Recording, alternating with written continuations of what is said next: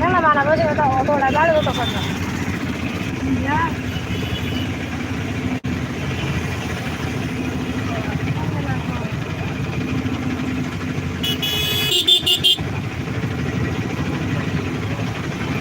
ꯁꯤ ꯂꯝꯕꯤꯁꯤꯗꯒꯤ ꯁꯣꯅꯥꯏ ꯍꯥꯏꯗꯔꯒ ꯑꯩꯈꯣꯏꯒꯤ